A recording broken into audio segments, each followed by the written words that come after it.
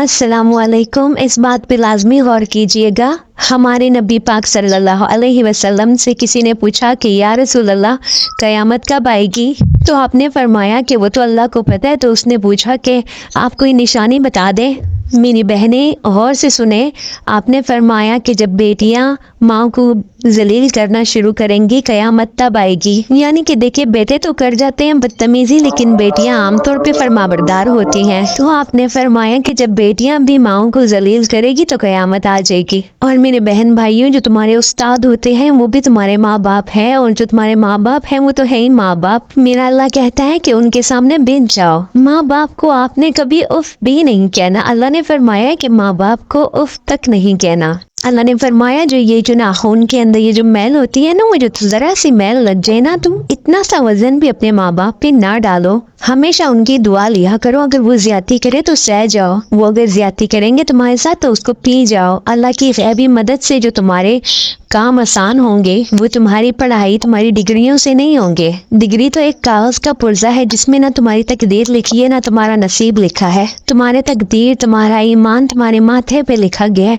और वो कब सही होगा जब तुम्हारे अखलाक अच्छे होंगे।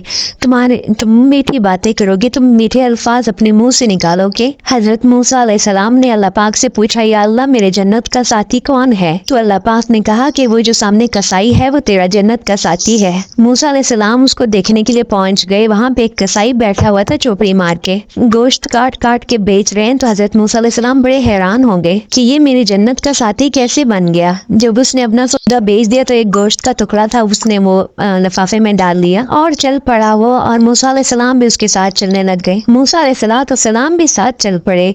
4 बड़े नबी हैं, हजरत नूह अलैहिस्सलाम, हजरत इब्राहिम अलैहिस्सलाम, हजरत मूसा अलैहिस्सलाम और हजरत ईसा अलैहिस्सलाम, और इन सब से बड़े हैं मोहम्मद मुस्तफ़ा सल्लल्लाहु अलैहि वसल्लम। तो वो कसाई जब घर पहुंचा तो हजरत मूसा अलैहिस्सलाम भी इजाजत लेके उसके साथ घर चले गए। और उस कसाई ने वो गोश्त के टुकड़े करके सालन बना लिया और आटा भी गूंद के साइड पे रख दिया। तो सालन तैयार हुआ, आटा नरम हुआ तो उन्होंने रोटी बनाई। और जब सालन तैयार हुआ तो उन्होंने रखा, और एक बूढ़ी सी अम्मा चारपाई पे लेटी हुई थी, तो उसने उनको हिलाया और कहा कि माँ जी रोटी खा लें। तो उसने उस बूढ़ी औरत को हाथ का सहारा दिया और लुकमे बना के खिलाता रहा अपने हाथों से। जब तक उन्होंने बस नहीं बोला तब तक वो खिलाते रहे, और जब उन्होंने कहा कि बस तो उन्होंने उनका मुंह साफ किया अपने हाथों से। और जब वापस लेटाने लगा तो वो कुछ बोली, और मूसा अलैहिस्सलाम दूर थे तो वो सुन ना सके। जब वो वहां से फ्री हुआ कसाई तो मूसा अलैहिस्सलाम के पास गया। तो मूसा अलैहिस्सलाम ने पूछा कि मेरे भाई ये कौन है? तो कसाई ने कहा कि ये मेरी माँ है, मैं सुबह इसकी खिदमत करके जाता हूँ और फिर शाम को जब आता हूँ तो पहले इसको देखता हूँ, फिर बच्चों को देखता हूँ और फिर बाकी काम करता हूँ। तो मूसा अलैहिस्सलाम ने कहा कि वो कुछ कह रही थी जब आप उसको लिटा रहे थे। तो उसने कहा कि कहने को क्या है। उन्होंने ऐसा कुछ नहीं बोला, बस उन्होंने ये बात की कि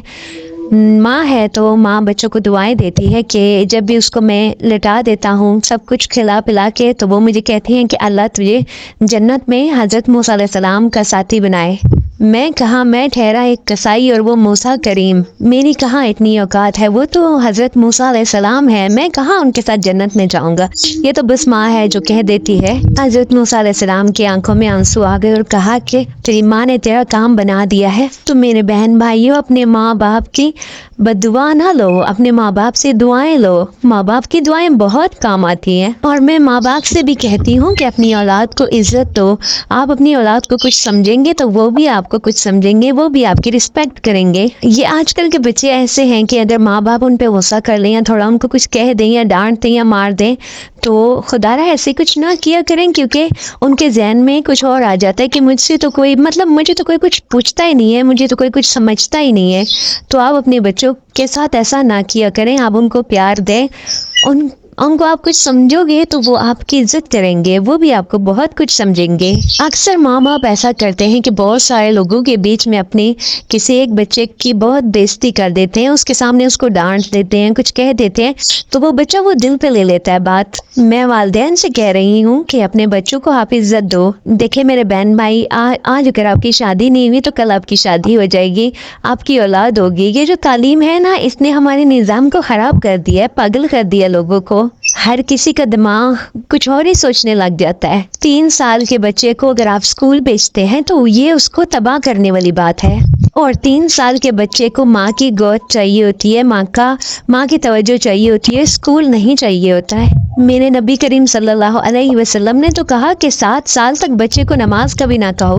کیا کہو؟ بچے کو وقت دو، بچے کو عزت دو، بچے کو محبت دو، بچے کو اپنا کچھ سمجھو۔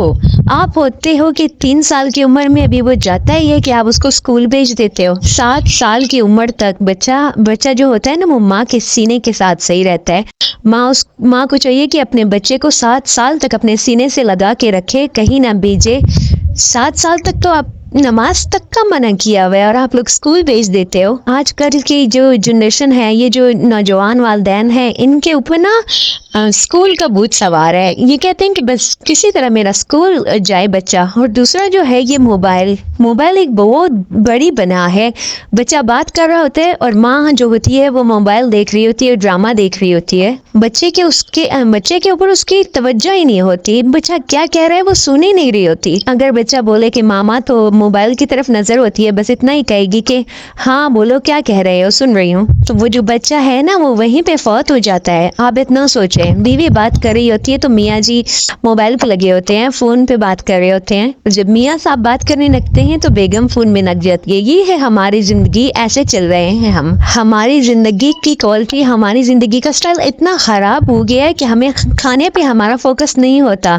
ہم کھانے میں بیٹھتے ہیں تو ساتھ ہم ٹک ٹاک دیکھ رہے ہوتے ہیں یا ہم کسی اور کام میں، اور کھانے کی طرف ہمارا دھیان ہی نہیں ہوتا۔ خدا را اگر مرد ایسے ہیں تو اپنے بیوی بچوں کو ٹائم دیا کریں، اور اگر بیوی ایسی ہے تو خدا را اپنے بچوں اور اپنے شریک حیات کو ٹائم دیا کریں، ایسا مت کیا کریں۔ اور سب سے زیادہ اپنے بچوں پہ توجہ رکھیں، اپنے بچوں کو ٹائم دیں آپ، تب ہی بچے آپ کو کچھ سمجھیں گے، تب ہی بچے بڑے ہو کے آپ کی رسپیکٹ کریں گے، آپ کی عزت کریں گے۔ اور میری سب بچوں سے التجا ہے کہ اپنے ماں باپ کی بدعا نہ لیں، اپنے ماں باپ کی دعا لیں، اپنے ماں باپ کی خدمت کریں، اپنے ماں باپ کو سمجھیں۔ اگر آپ کو میری ویڈیو اچھی لگی ہو تو اس کو لازمی دوسروں تک پہنچائیے گا۔